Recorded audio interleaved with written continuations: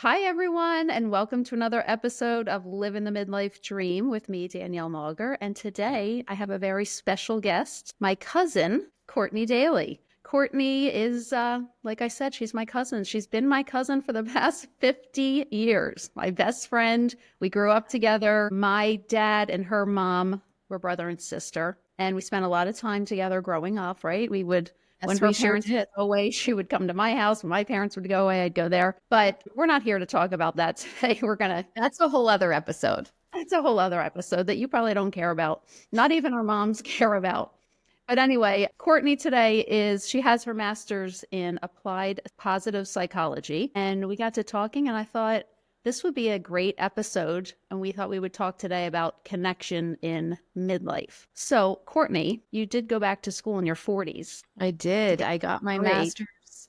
I got this master's. I finished in 2019. So what is that? 6 years ago. So yeah, I Yeah. was 44. Is that right? Yeah, You were mid 44. 40s. It was hard. So what But led you to that? yeah. So hi, midlifers, fellow midlifers. This is so fun. I love being 50. I have my favorite cousin to guide the way.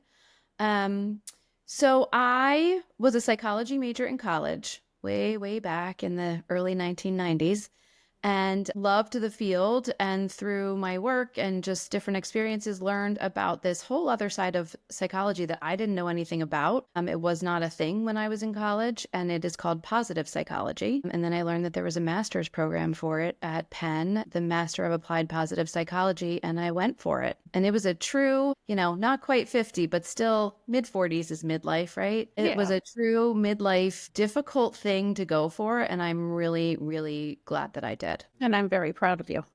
Well, thank you. Thank you. That's incredible. So, but that took a lot out of you, I remember. Yes, it did. It took a lot out of me. I had 4 kids living at home. I have 5 kids. I had 4 of them living at home at the time. My husband stepped up big time. There was a lot of Wawa dinners A for lot the of local Wawa dinners. Wawa. Yeah. My kids didn't mind, but by the end of the year, I was like, oh my gosh, we need a vegetable. 1 year program. So it was a very intense year, but the learning was so fantastic, and I'm excited to share some of it today with all of your listeners. Yeah, let's get into it. Where do Yeah. we Okay. begin? Yeah. So I thought it would be helpful to maybe give a little overview of the field of positive psychology and where it came from.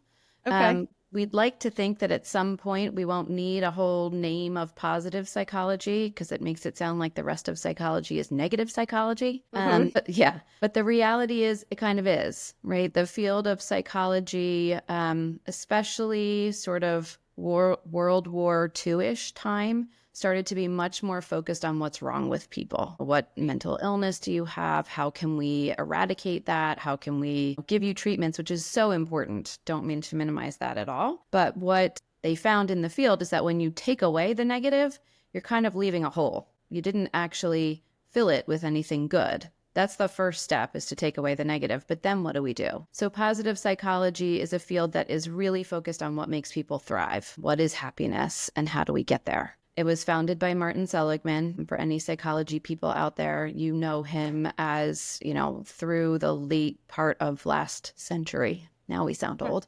Studying really, learned hopelessness, what all the struggles that people have. And around the year 2000, 1999, 2000, he took over the American Psychological Association and really decided, okay, we're going to focus on the good. And that's where this whole field exploded out of. And the theory of well-being that he really formulated and that a lot of us use as sort of the North Star is called PERMA.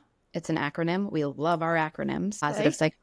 And it's an acronym that stands for 5 things that really are all important for well-being. The first is positive emotions. That's the P. E for engagement. R for relationships. And I think that's in the middle for a reason. M for meaning in life. And then A for accomplishment. So if you put, and then some people add a V on the end, PERMA V for vitality, which would include a lot of the things you've been talking about, right? How we nourish our bodies and move our bodies and things like that. We know that. But for today, the R piece, the relationships piece, I mean, that's just the center of life for all of us, is feeling connected to other people and to other things outside of ourselves. Right. So that's like It's so interesting.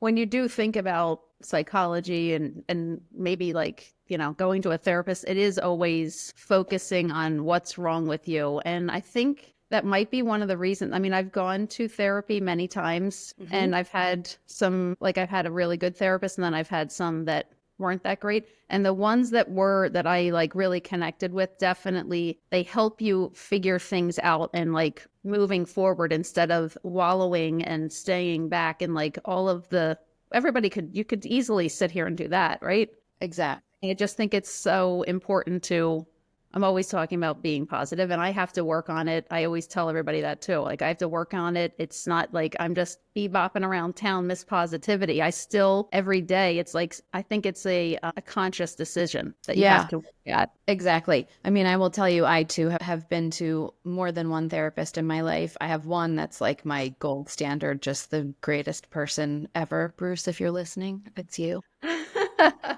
But then there was one that I saw, I'm a breast cancer survivor, and I went through a period of time where I had huge fear of recurrence, which is a very normal piece of moving into survivorship. And a therapist was recommended to me who's supposed to be really good at that. And I went to see her twice. I only went twice because both sessions, it took that long to like get through my whole life story. And she just kept saying to me, wow, oh, I really want to work with you. Oh, wow. Oh, what a story. Wow. And I was like, okay, you're not doing anything. Like, yeah, I know it's a great story. It's quite a life, but Yeah. never mind. So I think the one thing we want to make sure to say, though, is that this is not just like, let's be positive. Okay. Life is hard, right? And being in midlife comes with its own set of challenges. It's awesome in so many ways because we've done so much hard work all of our lives. We've figured out who we are. We may want to change careers. We may have kids leaving home. We're probably at least through like the hardest years of parenting, even if you still have young kids at home, you may not have like a toddler. But it's also, there's challenge to that too. Like, what do I want to do? How do I want to live out the rest of my life? Like the clock is ticking and we're all becoming more aware of that. So I want to be careful to not make any of this sound like, yay. Yeah. But we also do know that good things happen to all of us every day. Usually more good things than bad things happen to us. We tend to have more positive emotion than negative emotion, but we don't focus on the positive. We're hardwired, and for good reason. If you think back, into ancient history, like don't go in that cave because a tiger might be in there and it might eat you. And that was actually true. Right. That's not true anymore, but we still have that, some more than others, hardwired into our brains to see danger around every corner or to really focus on the negative. And so what we are trying to do in positive psychology is just inject those reminders to look for the positive. I love it.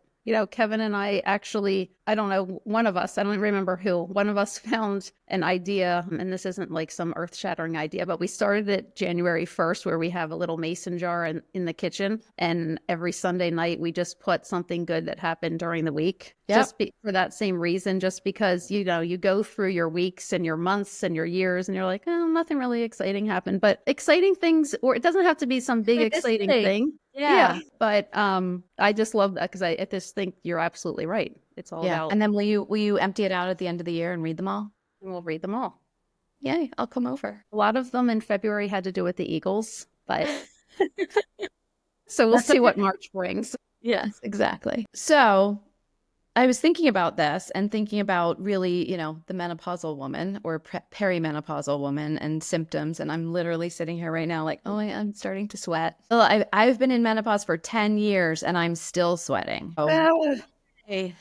Talk about positive. Woohoo! But in all seriousness, I did do a little searching around on the interwebs to reputable places and found that there's not a lot, honestly, connection in midlife and menopause. That's what I was kind of looking for. Like, can we find any science that talks about that? I did find one thing that says that stronger connections, interpersonal social relationships, can kind of buffer against menopause symptoms. And so people who have stronger connections tend to, I don't know if they notice less. I don't know if they truly have less symptoms or if they just feel better about life and so aren't as focused on what's going on. Don't quote me on that or hold that as like true science, but there is some sort of connection between social relationships and symptoms. Well, I can see that. Like if you're If you're disconnected and feeling bad about yourself, then everything's just a pile on. Exactly. Yeah. Okay. Huh. Well, I don't know what that says about me. I'm really having a lot of hot flashes lately. I don't know what is happening. I can't take it. But Yeah, I mean, anyway, it is what it is. We know it's normal and we know it happens to everybody. Like we were just laughing the other day about that video of the woman with a bald woman with the heat yeah, coming off of her head. Like finally a visual of what we know is it's happening. unreal. Yeah, that was incredible. That was Yeah, incredible. poor woman. We all felt for her. Yeah. And then there's one other study, and this is like I didn't even have to.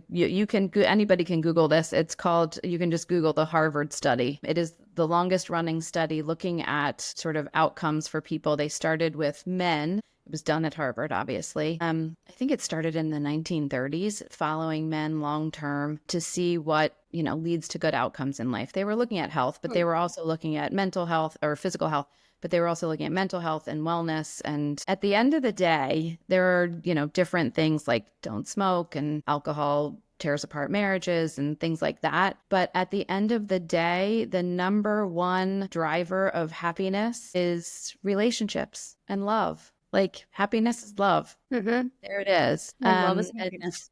it's funny. I saw one article about the study titled like, yes, genes matter, but connections matter more. I would caution in our family that may not be true Yeah. because our genes are a little messy. But the point of it is there's a lot you can do to buffer yourself against the stress of the world. Yeah. Yeah. Okay. So what can we do? Let's get into it specifically for midlife Yes. women. Yes. Well, I have something to share that is actually for all people everywhere. Okay. It's a different way of looking at connection. I think we often think about it in terms of like, who can I turn to? Right. And that is important. That is a protective factor for resilience and for optimism is having, knowing who your people are that you can turn to. If you want to laugh, if you want to cry, if you want to vent, if you want to take a walk, if you want to go shopping, it probably isn't all the same person. Mm-hmm. And it's nice to know who's on that sort of list that you can pull from when you need that connection and knowing that you have that support network. But the flip of the script that I thought would be fun to talk about today is how do you get on that list for someone else, right? How do you make sure that you are showing up for the people in your life in the way that you want to and in a way that is meaningful to them? So we all think about like, who can I call when something's not going right? Right? Who's my 2 a.m. phone call?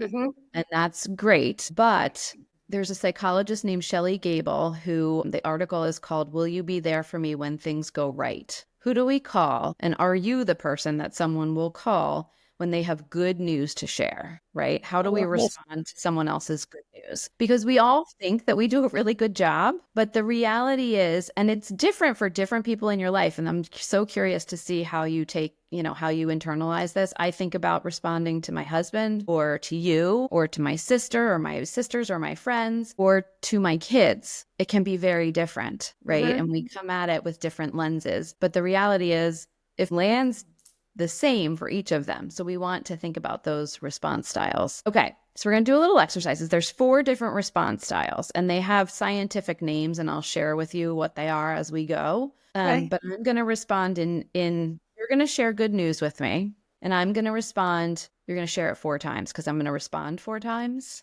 Okay. Really fun. Some of them aren't, I'm going to warn you, some of them aren't going to feel so great.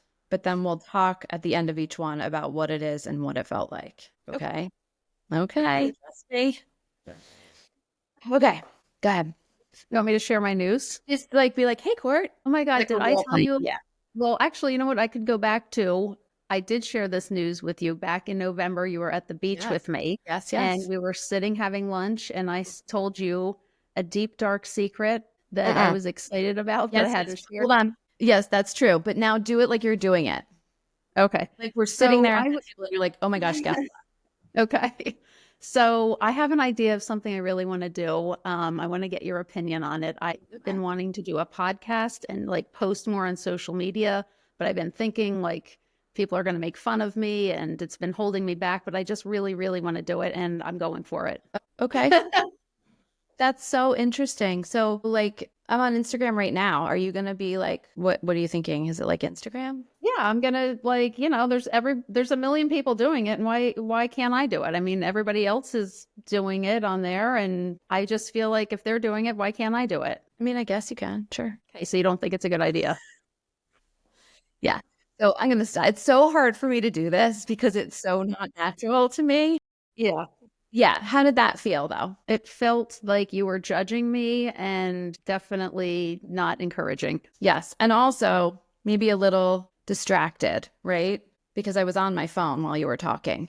I We didn't all even. know people. You're so But do we Sorry. know people who do that, right? When you're sharing news with them and Mhm. they're like, okay, hold on. Let me just send Yes. this text. Or, oh, you may not be in it. I tried to hold it up high enough. I was on my phone. I was trying to, but I have to remember to bring it up high enough. I have to say, someone actually did do that exact response to me.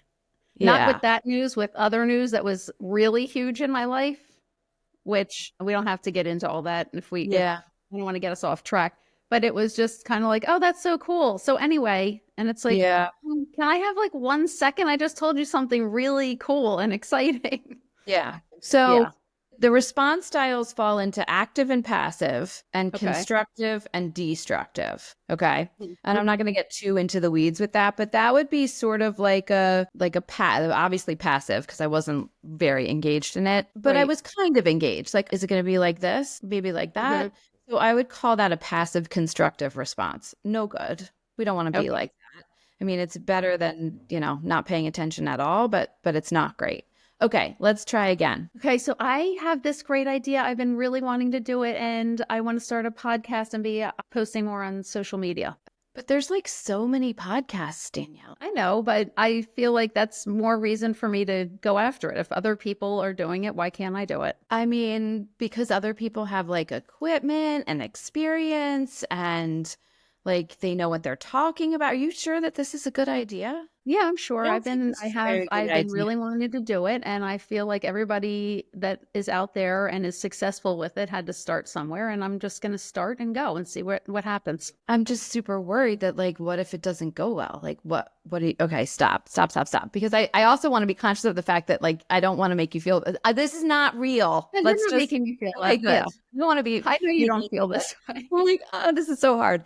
But we do these role plays with people, and it is very powerful because it does make you think for someone who responds, who would never respond that way. But as I'm doing it, I can almost think like there's some people who just are nice and they're going to sort of, Hmm. can I say a bad Absolutely. word? Am I allowed to curse? Yeah, go ahead. They're going to shit all over your goodness. But then Yeah. there are other people who are saying that because they're worried about you and they don't want you to, not you, Danielle, but they say stuff like that because they don't want to see that person make a mistake or fall on their face or be embarrassed or and their way of showing up might not be so positive. But if that was my response style, would you ever share good news with me again? No, I would No. just think you're just not a supportive friend. Yeah, So right? you don't Like, want to see me win. great. Thanks, Court. So that one is very active, right? I was actively engaged, but I was destroying your news. Active destructive, we call that. Okay. That's no good. I will interject there and say there are times with my children, and I can think of one in particular when Aiden, who's away at college, called home and shared with me that he was excited because he was going to a trampoline park with his friends that day. And I quickly said, okay, don't try to do any flips. Don't try to jump up too high. Don't break your leg. Pediatricians won't let their own kids have trampolines in their backyards, be on trampolines in the backyard because it's so dangerous. It's the number one way for kids. Like, seriously, he was like, thanks, mom. And it's not because I thought that he's not a good jumper. It was for no other reason than I was worried. Yeah. And I can't help but projecting my anxiety. So what would someone, do you All right, have a wait. response? Okay, Yes. what? Let's keep going. I shouldn't have interjected that there. Let's keep going and finish this, and then we can talk about like what do you do? What if someone tells you something you're worried about? Right. Okay. But first, let's finish this. Okay, tell me the news one more time. One more time. So I'm so excited. I decided I am going after it. I'm going to start a podcast. I'm going to be posting more on social media. My whole goal is just to motivate and inspire midlife women to go follow their dreams. What do you think? Yeah. Do you guys, are you and Kev free on Saturday night? Do you want to get dinner? I was thinking that we haven't seen each other in a while. No, we're not free. I just told you my news. Let's focus on that right now. I know, but it's like dinner time now and I'm kind of hungry and I really wish that we could talk about dinner. Okay. You're disappointing me big time. Yeah. Deflated. Another way that people sometimes do that one is you share that about a podcast and then I say, oh my God, I just got a promotion. You have something exciting and I do too. Yeah. Heard Like those just dismiss your news and let's share my news or change the subject entirely. Like I'm looking at you and I'm thinking about dinner because we haven't gone out to dinner in a while. It's true because I had to cancel in December. So let's make a dinner plan. We can come back to your news later, right? Again, how do you feel? That one is passive destructive. Yeah. I felt deflated. You're not listening to me. You don't love me. I'm so sorry. I do. Okay. One more time. Oh I know. my You're God. like, do I really? Are you kidding? This is the fourth style. Okay. I just had to tell you, Court, I am so excited. I decided I'm going after it. I'm doing a podcast. I'm going to be doing more on social media, hopefully motivating people. And I'm just really excited. Finally. What are your plans? Tell me all about it. When did you decide to do this? I don't know. I've had it in my heart for a long time and I just been holding myself back. And I finally decided to just let it go and just go after it. Okay. Do you have a name for your podcast yet? I do. Will you share it? Living the Midlife Dream. Because I just was out walking one day and I'm like, I am living the dream. And then I'm like, oh no, you know what? I am living the midlife dream. You are. Oh my gosh. This is so exciting. Do you have ideas already of what you're going to talk about? I'm working on it. Okay. But yeah, I'm really excited because I feel like I've been holding myself back and worrying about what other people would think. And finally, some type of magic has happened and I let it all go. And it doesn't matter what anybody else thinks, but I really do appreciate your support. Well, you know I'm in your corner and I am so excited for you and I can't wait to listen to your podcast and love all your posts on social media and learn things from you. And I would just like to interject here and say that actually was your response. You were very encouraging for me. I'm not. We had good conversations and you were like, yeah, why not you? Go ahead, do it. Why not you? Exactly. Who cares about all the other podcasts? They're not you. They're not okay. Me. So I think that's a thing. I'm not trying to compete with anyone. Exactly. You're doing you, which is what matters. Okay. But back to the model, that one's called active constructive. I'm engaged with you. I'm asking you questions. So sharing good news is called capitalization. You know, if you think about capitalizing on something, I want to help you as the receiver of this news, capitalize on your joy. You're excited, whatever it is, even if it's, oh my gosh, guess what? I just got a new lip gloss and it's my favorite color I've ever used. What color is it? Where did you get it? Like, you know, this is a micro moment of connection. It doesn't have to be 57 questions. But when someone is sharing big news, you know, that's a moment to really think about how am I receiving this and how am I helping that person savor and even relive the excitement of whatever it is that happened to them. Yeah. Okay. Love this. So I think about those three first ones, like, you know, when you hear someone say like, don't yuck my yum. Oh my gosh. I just heard it for the first time last week. Oh, really? Yeah. I mean, that's the worst when you're like, oh my gosh, I am having the best, you know, whatever. Oh, I made my salmon and broccoli and rice cauliflower bowl. And someone's like, ooh, why would you eat that? Rice cauliflower, right? Yeah. They're yum yuckers. So we don't want to be those people who are just going around yucking other people's yums. We want to be the celebrator. We want to be over here at Celebration Station, right? I have a spot for you. Come on over and tell me all your good news. So that's a way. And again, this is less about what you're looking. I mean, it is about what you're looking for in other people because you're looking for that when you want to share something, but how you show up for other people as well, because that builds stronger connection. Absolutely. And if someone's like putting themselves out there and being vulnerable with you and telling you something that they're feeling or they're excited about and you're crushing them, like how is it, you're not going to be making any connections there. You're going to be you're not going to be on that list anymore. What can we do about people that really, well, I guess this would be flipping the script a little bit. I mean, I know you've been talking about how can we show up for other people when they're giving us good news, but what can we do as a person that's sharing good news and we're finding that like the person we're sharing it with just maybe they honestly are jealous or, you know, they're comparing themselves automatically, like in their mind thinking, you're doing a podcast, I should be doing a podcast. I wanted to do that, but I never went after it. Like, you know what, I'm just using that as an example, but I Yeah. find that that does happen. And I definitely have had some friends when I told them about this. For the most part, everyone has been great. But there were definitely a few people that I felt were kind of like thumbs up and that's it. You know what I mean? Like they don't want to hear, Yeah. and then that's fine, but it's just not, I don't understand. What is wrong with you? So, I mean, a couple of things. Number one, part of what I, at least for myself, am enjoying about being 50, still, every time I say it, I'm like, I know. 50? Right. One of my colleagues said to me, like, 50-year-old Courtney is my favorite Courtney because I Yeah. have zero F's left to give in a Yep. really positive way. Like, if, I know what I want. I know who I am. I shouldn't say I know what I want. I don't know what I want, actually. I'm still figuring that part out. Who do I want to be when I grow up? That's still to be determined. But I do know what I won't take from other people. I Mhm. do know that I do not need to be treated in a way that doesn't feel good. I know my worth in that way. And so I think that that is a beautiful thing about midlife. And Absolutely.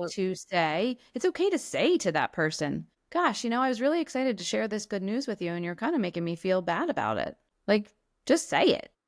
Okay. Or if it's someone that you don't need to give that time to, because we don't, Mhm. that's the thing. Like, where are the things we can let go of and just realize at this point, like, it's actually not about me, it's about that other person. And if they have something going on that they want to talk about, I'm happy to talk about it, but I don't need to be the punching bag for them. Yeah. But you can walk away from the conversation. Hmm. I have Right. done that. I mean, it definitely in midlife. And like you said, it is the best time. I feel like this is the best version of me for sure. Yeah. We've all had so many experiences. We've been Yeah. able to get to this point, and it's like we have all this wisdom looking back. And it's like, okay, listen, if we're going to be here we're only here at the halfway point. I'm not hanging around people just to collect friends anymore. You know what I mean? Right, It's right. We not, don't need to get to a certain number on our roster no. or like in our lineup, in our little circle. And that was what the Harvard study really found was it's not about the number, it's about the quality, which Okay. we've kind of always known. And Yep. that's just easier for some people than it is for others. But, I think that you could share this with them. Like, hey, I'm coming to you with good news. It seems to me like you're kind of dismissing it or you're downplaying it or you're, really making me feel bad about it. I'm not going to come to you with good news anymore. I'm only going to Again. come to you with the bad. Yeah. Just kidding. Sounds like you're good with bad news. You're good, you're ready. And some people Yeah. are ready. Yeah. And if it's someone that you care about, right? I had someone who when I shared that I was going to do this program was genuinely worried about me taking on that much stress. Hmm. But the way that it came out was kind of like, why would you do that? Are you sure this is a good idea? This might actually be really bad for your body. Mm. And I was like, oh, I mean, I remember saying like, oh, okay, well, I think it's going to be good. I'm excited about what I'm learning. Like, I Yeah. didn't know what to say. I knew Yeah. I wanted to do it, but I also knew because I know the person that it was coming from a place of genuine love and concern, right? So I was a little bit more willing to overlook it. Yeah. So, Okay, that was good. So okay. how can we apply this to our everyday? So that's how we are showing up for people with good Hmm. news. Hmm. What about just I know I'm thinking about a friend that I have that she's really struggling right Okay. now because I think is retired, and I think it's like looking back, she had so many friends. You know, she had a work life, corporate world, raised her kids, Yeah. and now she's just kind of like, I'm struggling to make friends and make connections. Yeah. And I think that's it's a real thing for midlife women because people start going in different directions. You know, you definitely, when your kids are younger and they're on teams, you become friends with all the parents and you're doing all that Right. stuff and all the time and it's really fun. And then the kids start growing up and the kids might grow apart and the teams start disband. And now here we are. It's like, okay, I thought we were friends. You know what I mean? You just go through all different stages. And I think sometimes it can be hard as midlife women to make connections and make friends with people. Agree completely. And I've seen a lot actually on social media about that, about women our age and even a little bit older who are in exactly that position of, the support system that I had was really, it was mine, but it was also based on my kids and their social lives or my job or whatever it is. And when you move away from that and you're not seeing those people on a regular basis, it's hard, Yeah. genuinely. So I think that, knowing that connection is important, and it sounds like this friend of yours wants those connections. But what other, what is she interested in, right? Where are your interests? What can you do to try to facilitate some new connections? Like, I remember years ago, I was working out at a bar studio, and I was laughing with my sister because I was like, can I friend the owner of this? Oh my God, if she listens to this, she's going to laugh at me. Amy, if you're listening, I'm talking about you. But I was like, am I allowed to friend her on social media? Like, are we actually friends? Friends? Like, I feel like we're friends. And Leslie was like, Courtney, you see her 4 times a week. Like, you're friends. You know her kids say, like, you know about each other. Yeah. So finding opportunities like that to be in a social scenario. The sort of rub is that as we start to feel more isolated, we isolate more, right? And it's hard to go out and be like, hi, will you be my friend? It Like, is you're in hard, but I first think you grade. have to put yourself out there. You do have to put yourself out there. And there are, go for a walk or go to a coffee shop and talk. Like, it's awkward and hard, but I think basing it around your interests is a safer way to start to get involved. Or even volunteer work, right? Yeah, volunteer work. Even, I mean, I know this is going to sound, well, it's very 2025, but I just made a new friend on Instagram. Yes. And like, we just are very similar. We start going back and forth. We start following each other. We're talking offline. It's like, oh, we like, so it's just, it's not that you have to make, but it's still a connection. You know what I mean? Yeah. So it's not like you have to, of course, we want to have real friends in life and people that we can meet with in real life, but maybe that's an easy way to start, because I feel like people are more open to things and discussing and talking and stuff online than they are in person sometimes. So it might be an easy way to agree, because you can be behind your screen, but right. Finding those opportunities in real life is important too. Yeah, for sure. But like you said, workouts, like join a class, wherever you're working out at a gym. Once you start going to places and you're more frequent, like you'll see the same people. Yeah. Like, or I mean, it doesn't have to be workout. It could be like a knitting class. Yeah. Or, volunteering once a week at, Finn right now is at Cradles to Crayons, which is a local organization that collects clothing for kids, organizing things. Yeah. Whatever it is that you're excited to do in the world, personal or contributing bigger than you, go find a group that's doing it. And I was talking to a friend this morning who just joined a running club. And, is now running with a whole new group of people in Midlife, which is pretty exciting. Cool. Yeah, it's so cool. Yeah. But it's, you just have to dip your toe in the water. Yeah, totally. Maybe we should start a group. Okay. Giggles on Giggling Cousins. Yeah, so what you guys can't see is the part before we started recording where we got all our giggles out. Oh, yeah, we did. We did pretty good today. We can't help it. We giggle when we're together. Yeah. Oh, my God. All right. This was awesome. This was so fun. I feel like we gave good, actionable takeaways. And that's the whole thing with this podcast, is I want to be able to give value and have it be something that everyone can relate to in midlife. And I think connection, everybody can relate to that. And we're doing it with positivity. Yes, we are. We are just out here living our lives and hoping to make a positive impact in the world. Yeah. Oh my gosh. I love you so much. I love you so much. And for real, can we have dinner? Yeah, you and I can have dinner, and Kevin and Drew. Yeah. Okay. But anyway, thank you very much for joining us. You guys, thank you so much for listening. Yes, thank you. Please rate it, review it, share this with a friend, share this with someone maybe you want to connect with in midlife, and we will see you next Monday.